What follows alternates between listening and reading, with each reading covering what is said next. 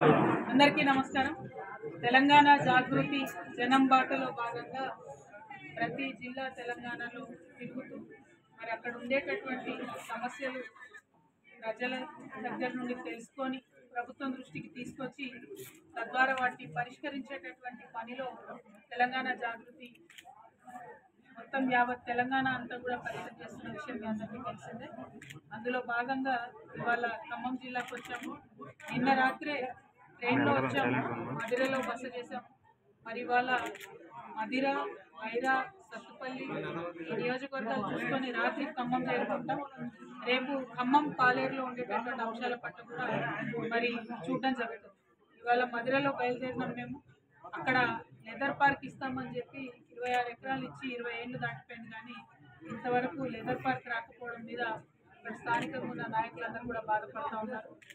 అదేవిధంగా కొత్తగా అడవిలో ఈకో టూరిజం డెవలప్ చేస్తామని చెప్పి మరి చేయకుండా ఎన్నో ఏండ్ల నుంచి సాగులో ఉన్నటువంటి రైతుల భూములు తీసుకోవడం పట్ల వాళ్ళు బాధ వ్యక్తం చేశారు. అవి చూసుకొని మరి దారంటా ఉన్నటువంటి ధాన్యాన్ని చూసుకుంటూ వస్తూ ఉన్నారు. మీ అందరికీ తెలిసిందే, యాసంగిలో కొన్నటువంటి వడ్లకు కూడా ఇంకా డబ్బులు రాలేదు. ఇప్పుడు వానాకాలం వడ్లు కూడా వచ్చేసినాయి. ఆల్మోస్ట్ అన్ని చోట్ల రైతులు బస్తాలు రాలేదని ఎదురు చూసే పరిస్థితి ఉంది. త్వరితగతిన మరి ఈ జిల్లాలో వ్యవసాయ శాఖ మంత్రి గారు ఉన్నారు కాబట్టి వారు ఆలోచన చేయాలని చెప్పి నేను డిమాండ్ చేస్తూ ఉన్నాను.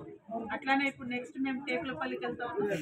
అక్కడ నిన్న మొన్న బాలికలందరూ కూడా కళ్ళనీళ్ళు పెట్టుకొని అన్నంలో గుండులు వస్తున్నాయని చెప్పి, అదేవిధంగా మరి సీసీ కెమెరాలు పెట్టాలి ఆడపిల్లల స్కూల్ కదా అంటే ఆ సీసీ కెమెరాలు పెట్టడానికి కూడా ఆడపిల్లల దగ్గర డబ్బులు వసూలు చేసినటువంటి విషయం ఆ స్కూల్లో చూడడం జరిగింది.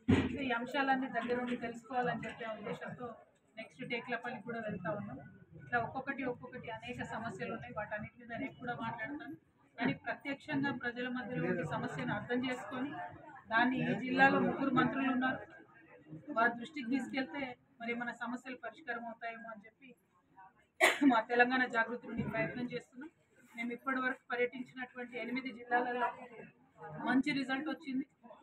మేము ప్రభుత్వం దృష్టికి తీసుకొచ్చిన సమస్యలు కొన్ని పరిష్కారమైనవి, ఇంకా కూడా అవుతాయని చెప్పి మనస్ఫూర్తిగా నమ్ముతూ మరి ఈ సమావేశానికి ఇంతమంది వచ్చి వెయిట్ చేసినందుకు మీ అందరికీ కూడా ధన్యవాదాలు. Thank you. జై తెలంగాణ.